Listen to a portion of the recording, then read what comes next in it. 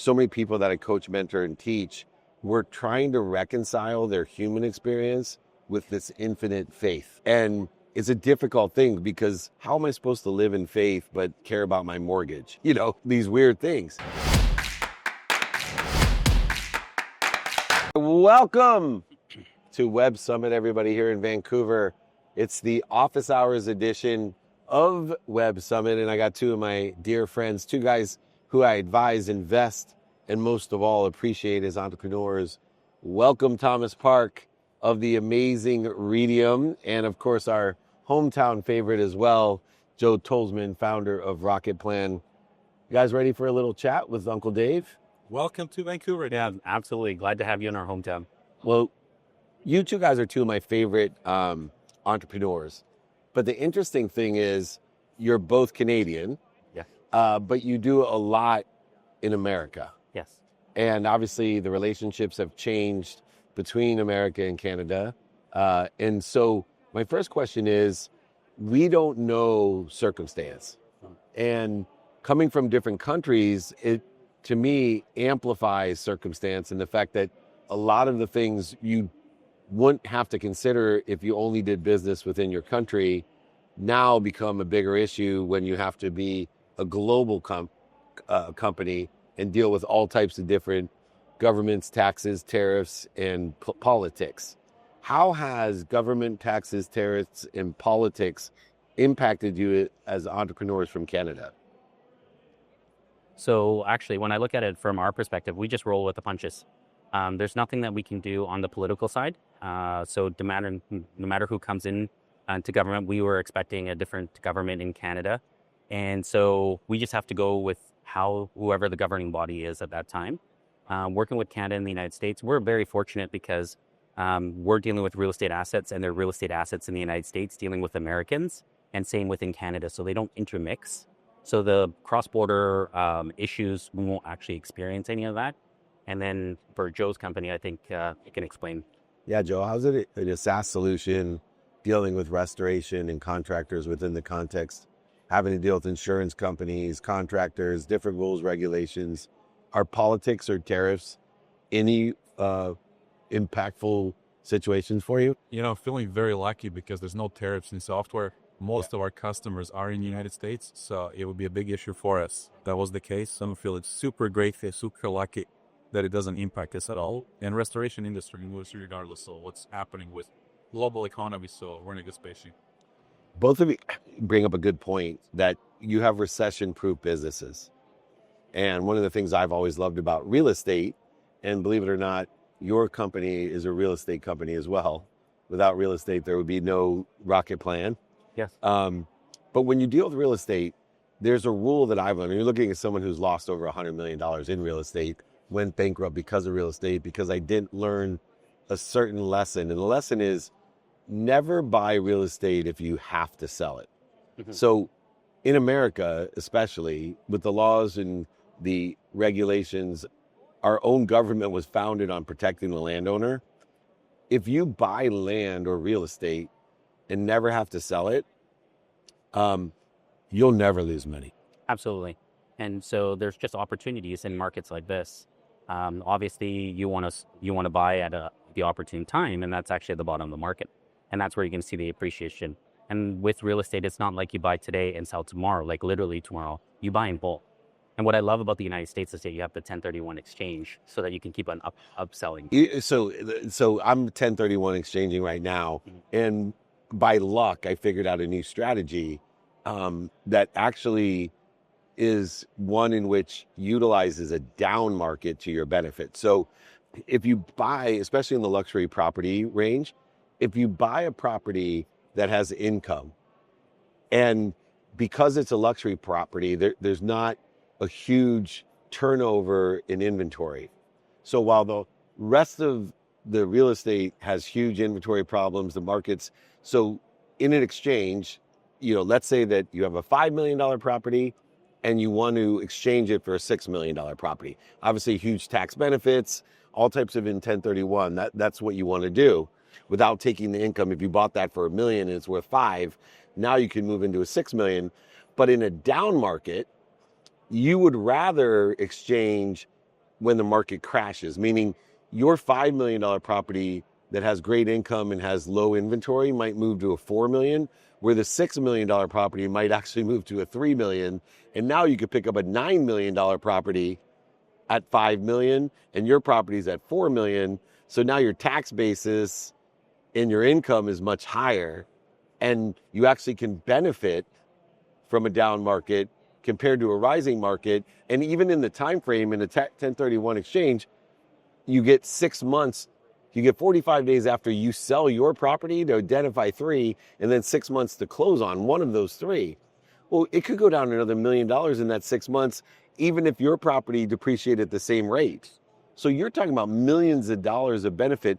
The point I'm making, though, is that in both of your businesses, your experience means so much, because I've been in this business for 47 years, in real estate, understanding and learning it since I was 10 years old from my dad, who syndicated properties. And I never even knew this until all this time has gone by. There's some subtleties of success in both of your business. I'm going to start with Joe. In RocketPlan, I see so many things that nobody on earth noticed, and they're huge capabilities or margins. What's one of those subtleties that you found from being in the contracting business yourself that nobody else noticed? The biggest challenge in our industry is that there's so many stakeholders involved into the whole process. Nobody really fully understands the big picture. And that's why until we solved the global for the industry, there was no good solution that does all our craze. Luckily, when I started, I was the guy doing everything, working in the field, working in the office, the physical labor, but also dealing with all the documentation, admin work, estimating, billing, so giving me really good 360 overview for the entire workflow. Then we just build it. So it's all in one place, and it's seamless. It's very efficient. And what about you, Joe, in REITIUM, and when we're looking at utilizing the did I say Joe?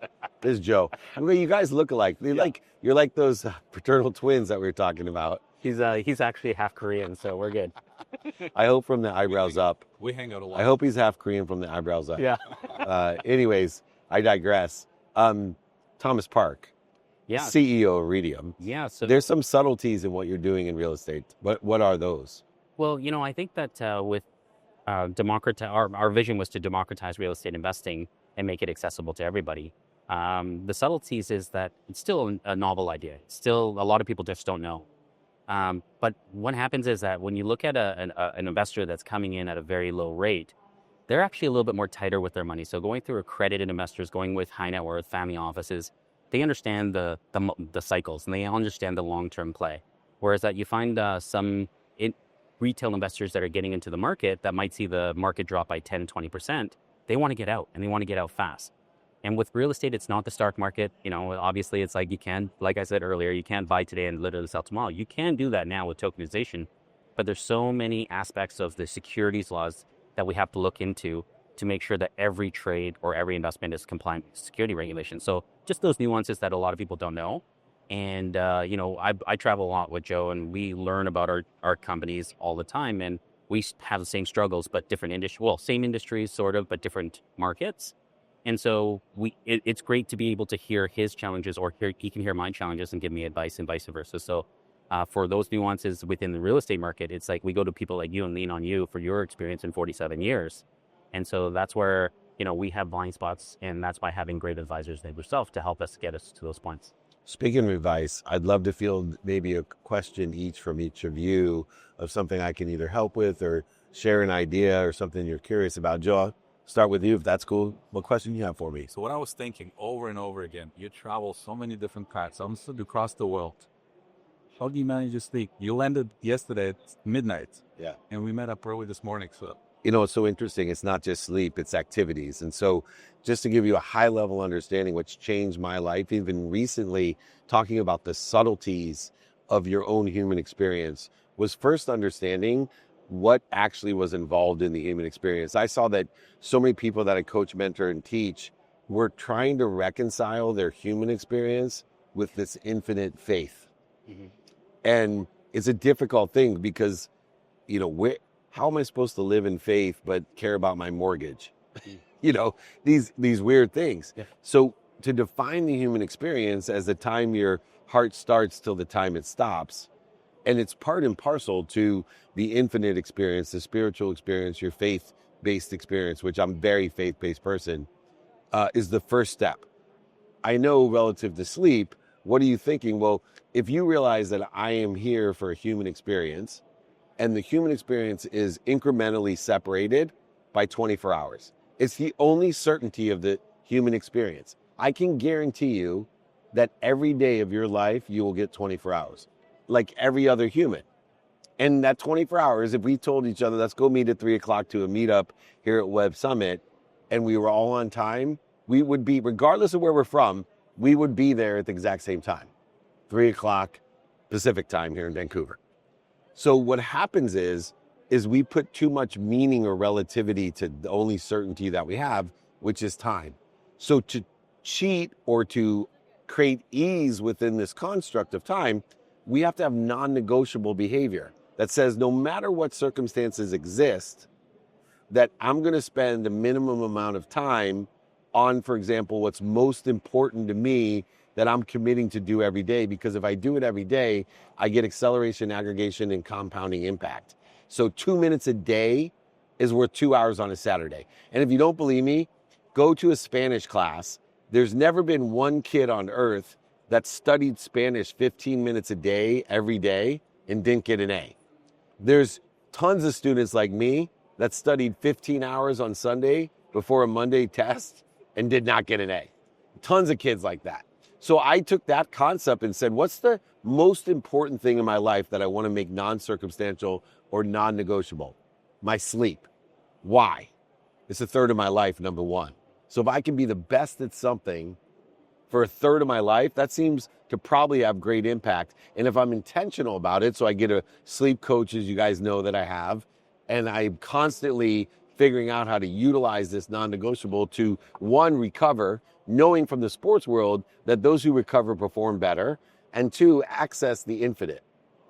What's the infinite? In the faith-based world, the infinite says there is a God, whatever you name your God's cool with me, but there's a God that has infinite information and it has infinite energy, and it loves you, protects you, and promotes you and perfects you more than your mom. So this simple construct, then I'm just picking and choosing my non-negotiable behaviors so that circumstances, interest rates, mortgages, weather, delays, they don't impact me at all, because I know that I get a minimum of 7 hours of sleep every day, 7 days, regardless of the circumstances. It actually has a duplicative positive in that not only do I have my non-negotiables, but all the negotiable circumstantial behavior, now it's narrowing the amount of time, so I'll get better at prioritizing all the circumstantial stuff. So I end up being more productive, accessible, and gracious on top of what this behavior does. So the advice I have is to prioritize the non-negotiable behaviors, cut your days, your certainty away from circumstantials, and you'll be much more statistically successful, make more money, help more people, and have more fun. All right, Thomas Park, not Joe Tolzmann. What question you got for me? I was actually going to say that sleep is not my problem. It's actually all the other things that you said that I have to learn. Prioritize those. That's cool. Yeah, everyone has different strengths. You know, every trip we went to, and there were many, I always have a picture of him taking a nap in a car, on a sofa, in a lobby. Like, yeah. You sound like my wife. She loves to take pictures of me sleeping. Sorry, the question I do have for you, Dave. So, you know, I've never seen you in a bad mood, ever. You know, you're always a bright light. Your energy that you promote, like, it's contagious. So I love being around you. So when, you know, looking at our companies, and, you know, you're an investor advisor to my company and to Joe's, and we're looking at how we can actually go after faith-based, like, athletes. Yeah. To be able to have conversations with them, to actually kind of, you know, share what we're doing, to see if that it aligns with some of their thesis of potentially, you know, becoming advisors or investors, or using their megaphones to be able to promote and help us. Yep.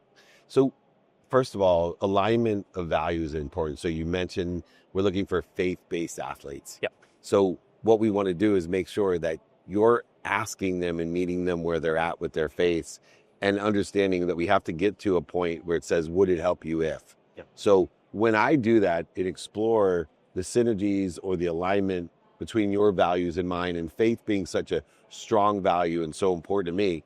I'd love to ask about that subject matter topic or expertise first, regardless of what the solutions, the business, the investments or advice or bug light that we're looking for. So I might say to an athlete, hey, what are you doing today to support your faith?